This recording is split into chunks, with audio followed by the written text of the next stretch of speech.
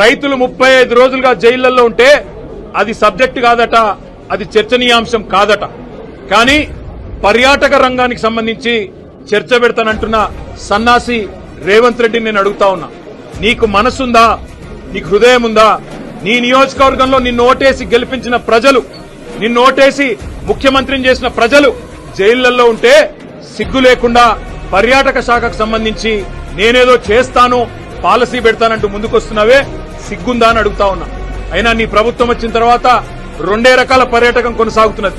ఒకటేమో ఢిల్లీ పర్యాటకం, ఎక్కే విమానం దిగే విమానం తప్ప ₹1 కూడా వచ్చింది లేదు. సంవత్సర కాలంగా ముఖ్యమంత్రి 30 సార్లు ఢిల్లీ పోయినాడు, మంత్రులు 70 సార్లు పోయినారు. కానీ 100 సార్లు పోయినా 100 పైసలు కూడా తెలంగాణకు తేలేని సన్నాసులు ఈ కాంగ్రెస్ ప్రభుత్వం వాళ్ళు. అదే మాదిరిగా రెండో పర్యాటకం బాగా ఉంది, అభివృద్ధి చెందుతున్నది అంటే జైళ్ల పర్యాటకం. ఎవరు ఈయన మీద మాట్లాడితే వాళ్ళను జైల్లో పెట్టాలా. ఒకవైపు మీరు చూస్తా ఉన్నారు కొడంగల్ రైతులు జైల్లో 35 రోజులుగా. అదే మాదిరిగా సోషల్ మీడియాలో ఎవరైనా పోస్ట్ పెడితే జైలు.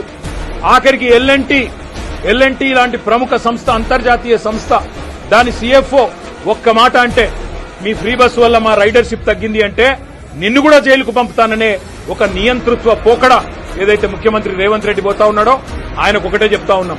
ఇవాళ గిరిజన రైతులు ఎవరైతే కొడంగల్ రైతులు, కొడంగల్ బిడ్డలు సంగారెడ్డి జైల్లో ఉన్నారో, చెర్లపల్లి జైల్లో ఉన్న మా నాయకుడు పట్నం నరేందర్ రెడ్డి, మాకు న్యాయ వ్యవస్థ మీద నమ్మకం ఉంది, న్యాయం లభిస్తుంది. మేము శాసనసభ వేదికగా ముఖ్యమంత్రిని ఒకటే అడుగుతున్నాం, నీ అయ్య జాగీరా తెలంగాణ, నీ అయ్య జాగీరా కొడంగల్, భూమి ఇయ్యా, నా సొంత భూమి నేను ఇయ్యా అంటే జైల్లో పెట్టేందుకు ఎవరు నువ్వు? నియంతవా, రారాజువా, చక్రవర్తివా? ఏమనుకుంటున్నావు నీకు నువ్వు? ప్రజాస్వామ్యంలో అత్యున్నత వేదిక శాసనసభ. ఆ శాసనసభలో చర్చ పెట్టమంటే దమ్ము లేక పారిపోయిన దద్దమ్మ రేవంత్ రెడ్డి. అందుకే నేను అంటా ఉన్నా, నువ్వు ఏ ప్రయత్నాలు చేసినా, ఎన్ని కుయుక్తులు పన్నినా ఆ రైతుల తరఫున కొట్లాడుతూనే ఉంటాం. ఈ రోజు ఒక రూపంలో వచ్చినాం, రేపు ఇంకో రూపంలో వస్తాం. తప్పకుండా నిన్ను ఎంటగడతాం.